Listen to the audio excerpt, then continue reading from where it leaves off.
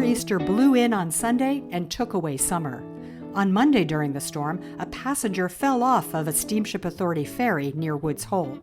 He was rescued by the Coast Guard in a helicopter and did not have life-threatening injuries, but it's still unclear at this time how he fell off the ferry. Coming up, a new fee on high-end real estate sales. What this would do is only for seasonal communities could use this transfer fee. More on that later. Before the nor'easter hit, Saturday was a beautiful day for the Vineyard Gazette's Barbecue Classic Car Show on the lawn of the Winnetou Oceanside Resort. The show brought together beautiful cars and some good grilling for lunch by the Winnetou staff. Did you guys vote yet? Yes, we did. You did? Hard decision? No. Everyone could vote on their favorite car. I thought it was a hard decision. There were 42 cars registered in the show. Jerry McDougall had a 1956 DeSoto. He explains why he loves having a classic car on the Vineyard. Yeah, just you don't want to be on a highway. You want to be driving slow, and so it's like it's like driving a go-kart in a way. But we do try to bring it in the 4th of July parade if it's running the way it should, which it normally does. So we just find it fun out here. John Chapman brought 2 cars to the barbecue, a 1967 Super Spark Camaro convertible and a 1964 Chevy Impala Super Sport convertible. He keeps both in the garage to protect them from corrosion. The Vineyard has a 24/7 salt operation here in the air, so being a car garage is the greatest. Salt is nothing you can, once it starts, you cannot stop the salt unless you really change a lot of parts. So you're in a constant battle with the salt. That's correct. The winner was a somewhat newer car, a 1976 Jeep CJ7, which Ben Ritter customized with a camper top. That's the sound of the historic press at the Vineyard Gazette offices in Edgartown printing the paper. And that means it's time to go upstairs to the newsroom and check in with Bill Level, the editor-in-chief and the reporters on this week's news. Islanders and Senator Julian Cyr took to the State House to talk about a new type of transfer bill that's to help the affordable housing crisis. Ethan Genter checked in on this story. Yeah, Bill, many Islanders will probably remember there's been a long push for a housing bank and a transfer fee to kind of pay for affordable housing efforts here on the island. And the idea has been, you put a percentage fee, a small percent, 1% to 2%, on high-end real estate, which then that fund would then go to affordable housing efforts. Now, this goes back many, many years, and there's been a lot of pushback from real estate firms. So what's been happening in the last year or so?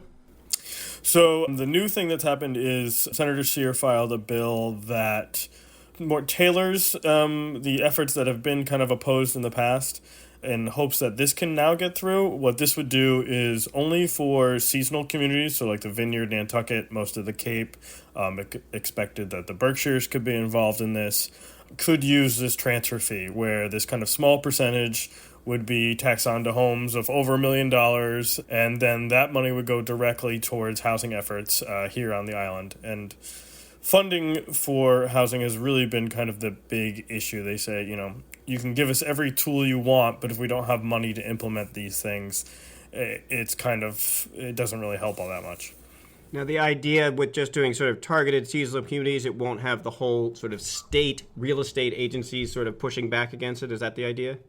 Yeah, that's exactly the idea. A lot of the resistance was coming from the real estate lobby around the Boston area.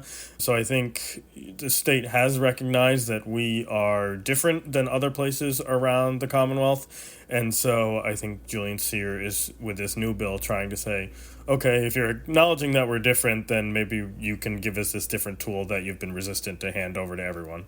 Yeah, and this acknowledgement isn't just sort of metaphoric. That seasonal community designation that recently came through does set up some different stuff for us, correct? Yeah, it gives us a bunch of different tools that we can use, deed restrictions for year-round housing and things like that. And the senators also filed another bill that gives kind of a whole other slew of different things that could be added. And there's no idea yet how this is being received. This meeting was just on Wednesday, right? So we're sort of in the beginning of this? Yeah, about a dozen Islanders went up to the State House on Wednesday and really kind of pleaded their case and laid out the situation here on the island. You know, the median house sale is now $1.5 million, and it's gone up 120% in the last decade. There wasn't really a whole lot of feedback given by the Joint Housing Committee on the situation down here.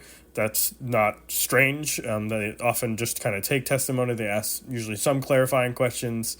If a senator wants their own bill passed, they often ask some questions, and Julian did do that. But yeah, no real kind of reading of the tea leaves yet on kind of how the state is feeling about this. Yeah. Well, thanks so much for that update, and we will continue to follow the story. Thank you. Turning now to Gwen Skiles, who has been covering the Derby for the last month and a half, and here we are headed into its final days. On Sunday, there is the award ceremony, which is a sad day, the end of the Derby for fishermen, but it's also a sad day for Gwen, because she really had a great time covering the Derby. Gwen, what's been going on this last week? Hi, Bill. Yes, very sad that this is the last week for the Derby, but this is also what many say is the most fun. This is the time when everybody is on the shore or on their boat, just relentlessly trying to catch that big fish to make it on the leaderboard. And the ceremony is really when everyone comes together in a big celebration. So I'm very much looking forward to Sunday's event. And you were at the weigh-in station on Wednesday night when the leaderboard changed hands. You got to actually see someone bring in a big blue, right? Yeah, that was crazy. As soon as I showed up, there was just this big crowd around the weigh station. Everyone had their phones out trying to film the moment when they weighed the fish. And it was David Caddison, who's actually won the grand prize twice already. That is crazy. It's very crazy. And he was weighing in his personal best fish, which was a 19.85-pound bluefish. Wow, so he may be one of the 6 on Sunday. And for those who aren't familiar with what happened Sunday, break it down for folks. Yes, it's very cinematic. So all the people on the leaderboard, there's 6 of them, each draw a key, but only one of those keys will turn a lock. And if you're the lucky person with the winning key, then you win a grand prize, which in this case is a boat. The 6 categories are blues, bonito, albacore, both caught from shore and by boat. Anything else that we can expect on Sunday? There's a lot of different prizes that are handed out. I think one of the best moments is actually the junior award ceremonies, seeing those kids win poles that are double their size. And they're just so proud to have their pins. Usually all their parents and neighbors are applauding them on. So it's just really a time when the community really shines and the energy is just so positive, and it's a wonderful moment. Even if you don't participate, I would recommend seeing it.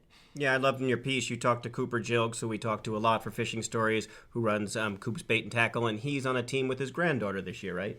Yes, their team is called the Squidleys. Perfect. And they've been going out. Coop said that Hunter is actually out fishing him this season, so that's kind of cute to witness. Yeah, hooray for the next generation. All right, Gwen. Gwen will be on the scene on Sunday, and we'll bring that to you next week. All right, appreciate it. Thank you. You can read more about these stories and all the news for free at vineyardgazette.com. Want to walk among the dead? This Monday, the Martha's Vineyard Museum is offering a walking tour of West Tisbury Village Cemetery, also known as Dead Man's Corner. You can learn about the Islanders who rest there. And if you haven't been to the weigh-in station for the Martha's Vineyard Striped Bass and Bluefish Derby, don't miss your chance to stop by and watch the action, because it closes this Saturday night. Every morning and night, registered anglers bring by their catch for a weigh-in, and anyone can stand by and watch. And there are fishermen and women of all ages. A few nights ago, a young boy who looked to me to be about 10 or 8 years old brought in a live bluefish, and it was flopping around so much on the scale it was hard to weigh. After calling out his weight, the weighmaster shouted, "Get him back in the water!" The Derby wraps up with the awards ceremony Sunday at Farm Neck Golf Course.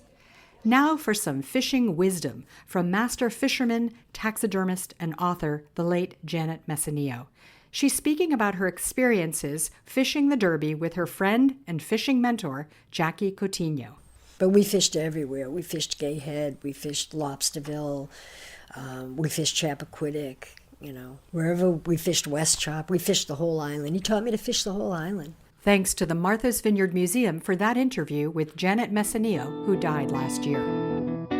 Our theme music is from island composer and musician Michael Hayden. If you like the show, please follow us so you won't miss an episode. Thanks to our sponsor, Crane Appliance, a locally family-owned business selling premium appliances with a staff that's highly trained to help you make the best decisions for your home. Crane Appliance, they call the Cape and Islands home. I'm Monica Brady-Myrov. Thanks for joining us on The Vineyard. Talk to you next week.